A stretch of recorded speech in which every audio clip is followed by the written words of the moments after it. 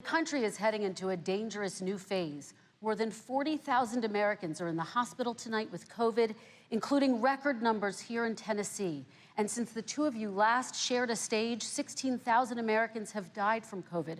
So please be specific. How would you lead the country during this next stage of the coronavirus crisis? 2 minutes, uninterrupted. So, as you know, 2.2 million people modeled out were expected to die.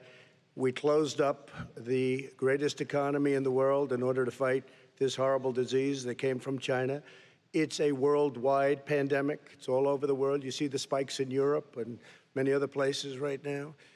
If you notice, the mortality rate is down 85%.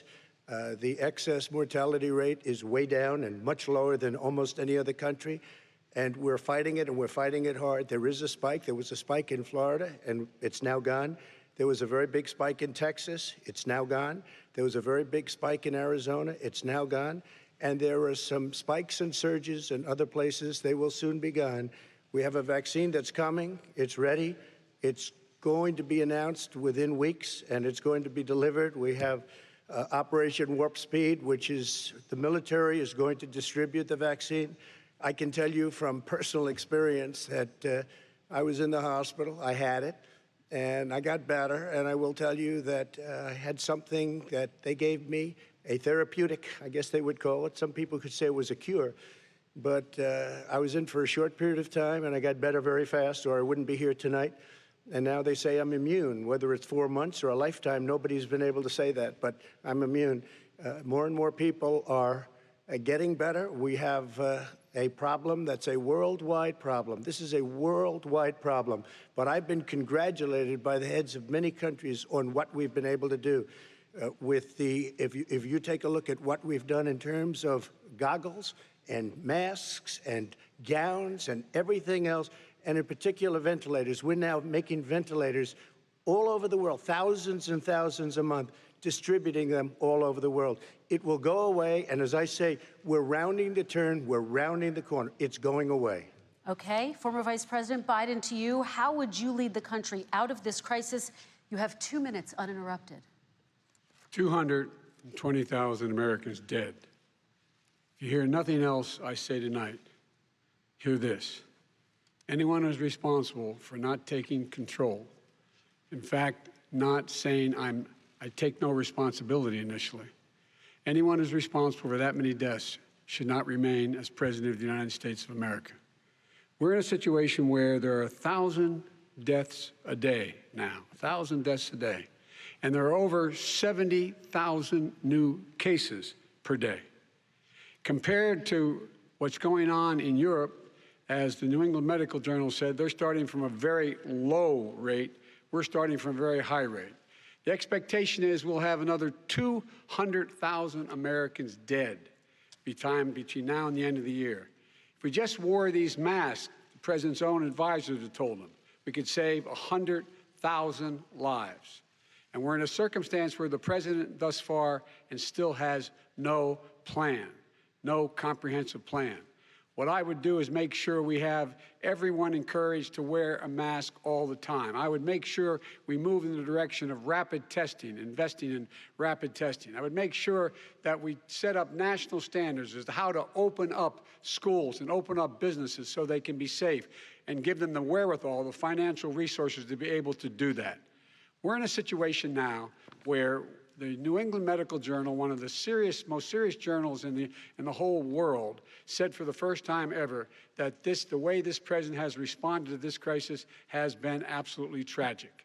And so, folks, I will take care of this. I will end this. I will make sure we have a plan. President Trump, I'd like to follow up with you in your comments. You talked about taking a therapeutic. I assume you're referencing Regeneron. You also said a vaccine will be coming within weeks. Yes. Is that a guarantee? No, it's not a guarantee, but it will be by the end of the year. But I think it has a good chance. There are two companies, I think, within a matter of weeks, and it will be distributed very quickly. Can you tell us which companies? Johnson & Johnson is doing very well. Moderna is doing very well. Pfizer is doing very well. And we have numerous others. Then we also have others that we're working on very closely with other countries, in particular Europe. Let me follow up with you, and because this is new information, you have said a vaccine is coming soon, within weeks now. Your own officials say it could take well into 2021 at the earliest for enough Americans to get vaccinated. And even then, they say the country will be wearing masks and distancing into 2022. Is your timeline realistic? No, I think my timeline is going to be more accurate. I don't know that they're counting on the military the way I do, but we have our generals lined up, one in particular that's the head of logistics.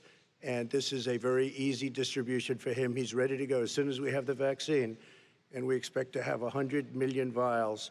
As soon as we have the vaccine, he's ready to go. Vice President Biden, your reaction, and just 40% of Americans say they would definitely agree to take a coronavirus vaccine if it was approved by the government. What steps would you take to give Americans confidence in a vaccine if it were approved? Make sure it's totally transparent.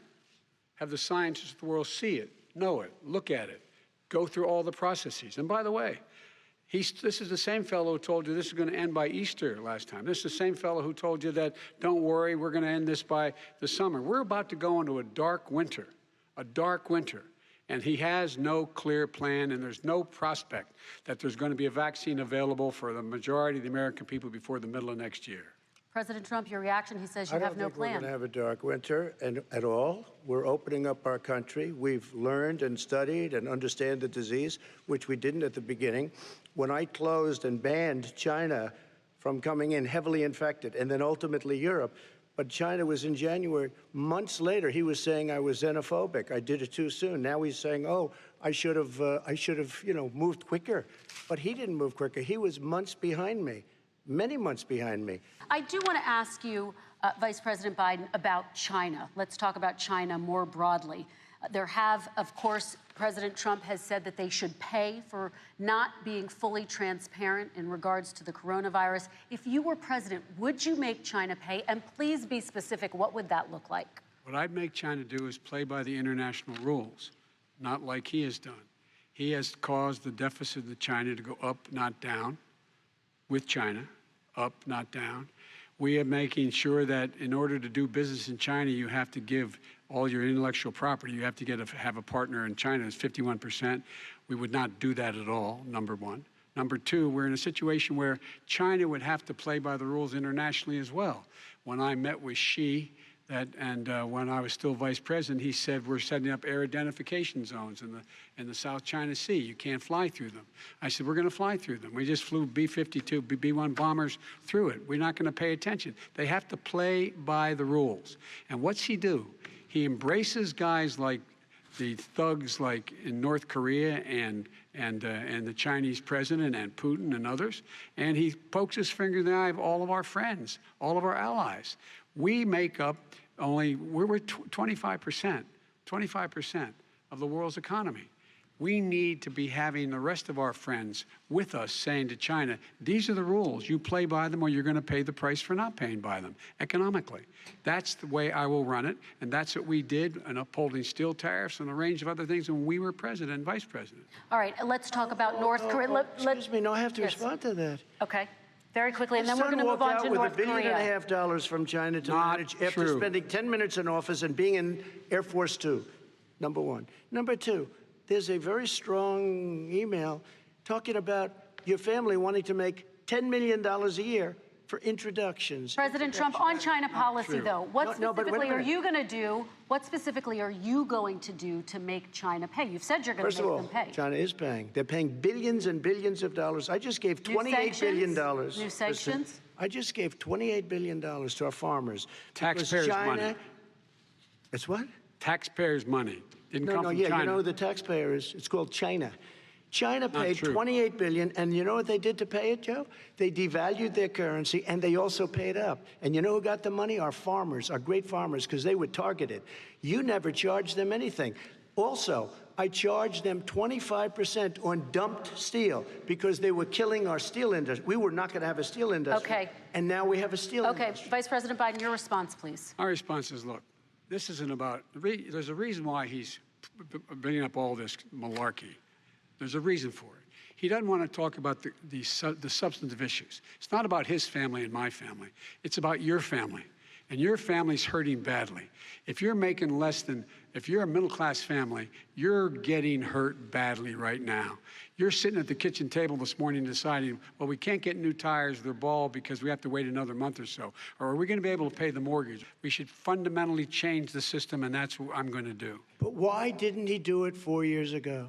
Why didn't you do that 4 years ago, even less than that? Why didn't you do it? You were vice president. You keep talking about all these things you're going to do, and you're going to do this. But you were there just a short time ago, and you guys did nothing. We did. You know, Joe, I ran because of you.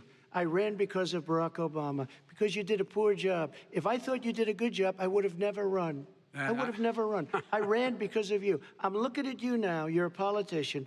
I ran because of you. All right, Vice President Biden, your response to that, and then I do have some questions for both of you. Well, I tell you what, I hope he does look at me, because what's happening here is, you know who I am, you know who he is, you know his character, you know my character, you know our reputations for honor and telling the truth. I am anxious to have this race. I am anxious to see this take place. The character of the country is on the ballot.